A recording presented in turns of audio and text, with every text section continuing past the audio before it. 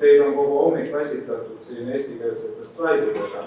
Mõtlesin nüüd natukene ergutada, et see on tegelikult nii värske teema, et sellepärast lihtsalt ei ole jõudnud eesti keelde tõlkida. Ja nullheitega hoonede renoveerimist direktiivi kontekstis vaataks. Direktiiv läks just Euroopa Parlamenti ja 21. oktoober on see versioon, mida seal nüüd arutatakse ja sisult juba aasta aega enne seda see kavand oli väljas, aga loomulikult seal on päris olulised muudatused. Ja üleüldse selle direktiivi ajalugu algab siis aastast 2002, nüüd on 3. kord, kus seda uuendatakse. Võib-olla üldse üks kõige mõjukamaid direktiive, ilmselt ka seda üritust ei oleks põhjus pidada, kui seda direktiivi ei oleks kunagi tulnud. Ehk see on toonud meile summaarse energiakasutuse nõuded, on toonud kuluoptimaalsuse, põhimõtte energiatõhususse, ligi nullenergiahooned ja ka selle pikaajalise rekonstrueerimise strateegia, millest juba põhjalikult juttu oli. Ja nüüd on uus ambitsioon, et olgu saagu Euroopa hoonefond nullheitega hooneteks aastaks 2050, et sellise võib-olla natukene teadlikult idealistliku ambitsiooni poole liigutakse. Ja kui nüüd vaadata eesmärki ja neid nõudeid, mida direktiiv kehtestab, siis paistab välja, et see on natuke idealistlik, ehk sellega aastaks 2050 tõenäoliselt maha ei saa, aga suund on selge ja kui see siis natuke kauem aega võtab, kindlasti ka midagi ei juhtu. Nii et see toob meile terve rea uusi asju, nullheitega hooned, väga kõlav uus nimi, püsib oluline rekonstrueerimine, major renovation, aga tuleb kõrvale täisrenoveerimine, deep renovation, eraldi mõisted. Tulevad niinimetatud NEPS-id ehk siis Minimum Energy Performance Standards, miinimumstandardid olemasolevatele hoonetele, millega tahetakse nende energiatõhusust oluliselt parandada ja muid selliseid väiksemaid asju, aga võib-olla jah, siis see uus visioon nullheitega hoonefondist aastaks 2050 kogu Euroopas on see kandev direktiivi mõte ja see põhitööriis selle saavutamiseks on siis praegune rekonstrueerimise strateegia, mis nimetatakse ümber renoveerimise plaaniks, et tulevad rahvuslikud renoveerimise plaanid ja selle ümbernimetamise käigus neid tuleb ka natukene täpsustada, aga põhimõtteliselt see ikkagi väga seda jätkab, mis praeguses retsis kirjas. Nüüd nullheitega hoone nõue kasutusse 28 avalikes ja siis uutes hoonetes, kõigis uutes 2030. Olemasolevatele hoonetele jäävad olulise rekonstrueerimise nõuded, aga MEPS-id tulevad kõrvale, mis on siis väiksem panus kui oluline rekonstrueerimine, aga millega ikkagi nii-öelda siis nügitakse, parandatakse hooneid. Ja nullheitega hoone definitsioon on uuele hoonele ja see ütleb endiselt, et peab olema väga energiatõhus hoone, väga vähe energiat kasutama, keelab kohapeal kasutada fossiilset energiat, ehk tõmbab kriipsu peale näiteks gaasikatlale hoonetes ja nõuab ka siis seda, et hoone põhjustatud kasvuhoonegaaside heide oleks väike, mis siis tähendab siis tuleb läbi võrgu elektri põhiliselt, ehk seda tuleb vähe kasutada ja definitsioon natukene võib-olla tundub udune, aga ta siis selles artiklis 9b täpsustub 4 nõudesse, mis on väga konkreetsed, peab olema energiatõhususarvu nõue, nii nagu ta praegugi on, number ilmselt natuke võib muutuda. Lisaks, et me kasutame siis primaarenergia kaalumistegurit, kui me energiatõhususarvu arvutame, peame hakkame kasutama ka CO2 heitefaktorit, et seda siis teistmoodi arvutada CO2 kujul, punkt number 2. Ja punkt number 3 on see, et energiat, mis on kasutatud hoones, tuleb katta nii palju kui vähegi võimalik taastuvenergiaga, tõhusa kaugkütte, tõhusa kaugjahutusega ja siis süsinikuvaba energiaga, elektrienergiaga võrgust. Ja viimase punktina siis see, et koha peal enam mingit fossiilkütuse põletamist toimuda ei tohi. Et see on nüüd väga konkreetselt kirja pandud. Ja mida see siis kõik tähendama hakkab, et tegelikult me jõuame nende MEPS-ideni välja, aga selleks, et MEPS-ideni välja jõuda, peab aru saama, kuidas hakkab muutuma energiamärgise skaala, sest MEPS-id on jällegi energiamärgisega seotud ja energiamärgise järgi kogu hoonefondi energiatõhusus soovitakse juhtida. Siin üldiselt jääb püsima nii, nagu praegu on A kuni G-klass, see oluliselt ei muutu. Öeldakse küll siis, et see G-klass peab väga selgelt vastama kõige kehvema energiatõhususega hooneid hoonefondis.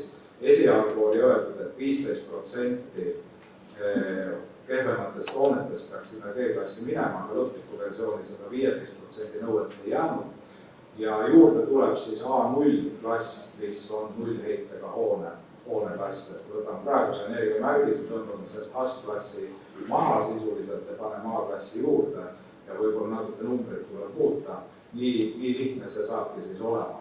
Ja võib teha ka vabatahtliku A+-klassi, kui keegi tahab, aga ei pea tegema. Ja ei ole öeldud, kuidas need klassid tuleb jaotada, aga eesmärkide täitmises kõige rehepapplikum või lihtsam jaotus on see, kui need klassid oleksid võrdse ribalaiusega. Et siis on neid MEPS-ide nõudeid kõige lihtsam täita. See, millest rääkis Kaia, see on ka direktiivis kirjas, et olevusringi süsiniku jalajälge tuleb hakata arvutama ja hooned üle 2000 ruudu aastas 27 energiamärgistes siis kirja panna, mis on olevusringi süsiniku jalajälg. Nõudeid veel direktiiv ei anna see kord, aga kui midagi hakatakse küsima, küll siis tulevikus jõuavad ka nõuded tekkida.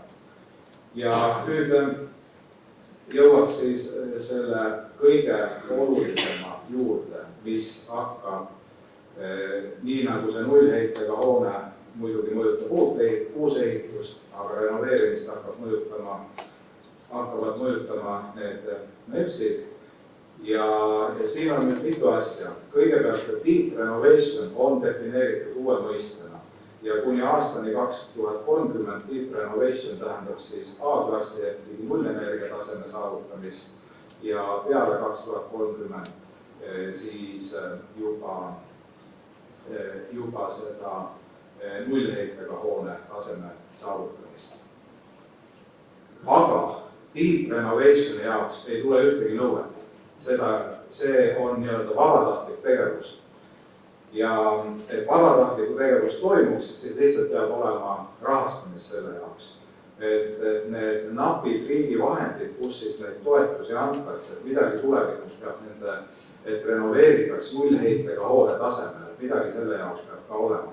Et see on sellisel kujul on püstitatud, sest kui ühtegi toetust ei ole, siis ilmselt mõni üksik ainult teeks selliseid nii sügavuti renoveerimisi. Ja üleüldse direktiivis on siis mitu artiklit, mis ütleb, et kus need riigipoolne rahastamine, et vajalikud meetmed oleksid turul, et oleks siis võimalik nii renoveerida neid hooneid, on kirjas, et on tõsine väljakutse, et neid nõudeid tulevikus täita. Aga nagu me oleme näinud, et kui erinevad ministeeriumid selle asjaga tegelevad, siis võib see olla võimalik.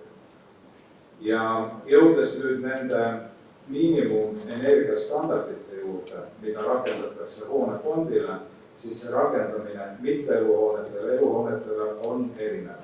Ja ambitsioon on palju kõrgem eluhoonetes. Nii et kui parlament selle nüüd ära kinnitaks, siis jääks nii, et 15% kõige kehvemaid mitte-eluhooneid aastaks 2030 tuleks siis umbes ühe energiatõhususe klassi võrra paremaks viia, ehk siis G-klassist E-klassi ligikaudu.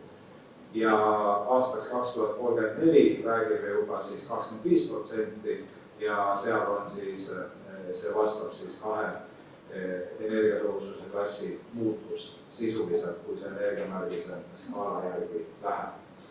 Kuidas seda tehakse? Ilmselt saab seda läbi rendilepingute teha täiesti kohustusena, et enam hoonet rentida ei saa, kui energiaklassi ei ole. et võib-olla siia otseselt ei ole toetusmeetmeid vaja ja see, mis küsitakse, ei ole ka väga suur energiatõhususe parandamine. Võib-olla tänased esimesed ettekanded selgelt ütlesid, et Eesti vahendid on olemas eluhoonetele ja neid kodusid, kes ennast ise aidata tahavad, neid ka riik siis aitab, aga meil ei ole otseselt midagi siia mitte-eluhoone poolele, nii et see kindlasti tekitab diskussiooni, kas siia ka siis midagi vaja on meetmeid. Ja eluhoonetes on nii, et hoonefondi keskmine energiatõhusus peaks jõudma D-klassi tasemele vastavaks aastaks 2033 ja 2040 on siis järgmine punkt, nii et tuleb teha selline trajektoor, et kuidas siis hoonefondi keskmine energiatõhusus muutub ja ideaalmaailmas 2050 nullheitega tasemeni jõuda. Samas on antud kohe erand, et väikeelamud võib sellest vabastada, aga kui neid müüakse või renditakse, siis D-klass ikkagi 5 aasta jooksul tuleb kätte saada. Nii et kuigi on erandid ja eesmärk on idealistlik, on need väljakutsed väga suured.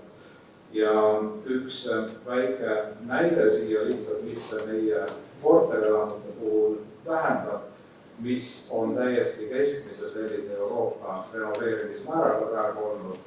Et me räägime seda, et oleme keskmiselt 200 maja aastas teinud KredExi toetusega, mis on 0,8% aastas me neid rehkime ja sisuliselt, et siis jõuda 2050, et nad kõik oleks tehtud, need, mis alles jäävad, mida maha ei lahutada, 14 000, oleks vaja juba 1,9% see renoveerimise määra kasvatada, et kuskil üle 400 hoone aastas teha. Nii et need on need tulevate kümnendite väljakutsed, kuidas seda teha. Ja nüüd lõppu veel väike selline slaidide selgitus, ma ei jõua teile seda lahti rääkida. Põhimõtteliselt on see direktiiv nüüd toonud selliseid küsimusi, et mis primaarenergiateguritega tuleb arvutada, kas räägime summaarsest primaarenergiast või mittetaastuvast ja kas siis miinimumnõuded energiatõhususe klassid lähevad ühtemoodi või eraldi. Et kes seda viitsib lugeda, siin on üks väike arvutusnäide ühele sellisele ilusale Eesti väike elamule tehtud, praegune ligi nullenergiahoone ja vaadatud, et kuidas siis selle baasit nõudeid võiks rakendada, arvutatud nii praegust mittetaastuvat primaarenergiat, mis vastab meie energiatõhususarvu, kui ka siis summaarsete primaarenergia teguritega ja leitud, et kui need nõuded nüüd kehtestataks summaarse primaarenergia järgi, siis me oleksime olukorras, et võimaldada tõhusat kaugkütet, siis kõige suurema numbriga, ehk siin oli 3 varianti, oli õhk-vesisooljuspump, gaasiküte ja tõhus kaugküte, et kui me summaarset primaarenergiat rakendaks, me peaks selle kõige suurema numbri, et kehvema tulemuse sai selle järgi tõhus kaugküte ja siis ka see gaasiküttega võiks nagu edasi ehitada, kui nii läheks. Aga kui nüüd mittetaastuvat rakendada nii, nagu me praegu teeme, siis gaas enam lõõgile ei pääse ka selle järgi. Nii et see arvutus tegelikult näitab, et see summaarne primaarenergia ei ole vajalik, kui me vaatame energiatõhususe miinimumnõudeid. Ja väga huvitav tulemus on see, ka kuidas siis tuleb kompenseerida taastuvenergiaga.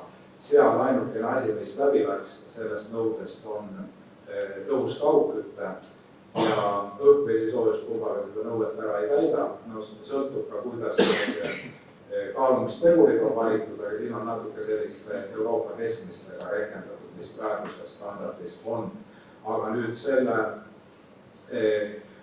kompenseerimise nõude osas oli sees siis väga oluline sõna, et see on, mis ei ole majanduslikult ja tehniliselt põhjendatud, et sellisel juhul ei pea rakendama ja tundub, et külmas kliimas see nii kipub olema, et seda nõuet ei ole majanduslik ega tehniliselt võimalik mõistlikul viisil rakendada, et kas siis sellel mingi mõju on või mitte, et kuidas seda regulatsioonis kajastatakse, on siis juba omaette küsimus. Ja viimase asjana on seal väga selgelt öeldud, et summaarset primaarenergiat peaks kasutama energiamärgises skaalas, mis siis tähendaks, et meil oleks vaja 3 tüüpi kaalumistegurit mittetaastuvad endiselt energiatõhususe arvu jaoks, summaarsed energiamärgise skaala jaoks ja siis oli veel vaja see süsinikuvaba elektritegur, et me seda kompenseerimist saaks arvutada. Aga õnneks on direktiivis ka alternatiiv, mis võimaldab sellest mööda minna ja kasutada selliseid umbmääraseid kaalumistegureid ehk siis energiapoliitilisi tegureid, mille puhul on võimalik sama kaalumisteguriga nii miinimumnõuet kui energiamärgise skaalat rehkendada. Et selline lühike kokkuvõte ja vaade sellesse direktiivi. Täpselt ajagraafikut veel ei tea, millal ta vastu võetakse, aga siis sõltub sellest, kui kaua parlament seda käsitleda nüüd tahab. Aitäh!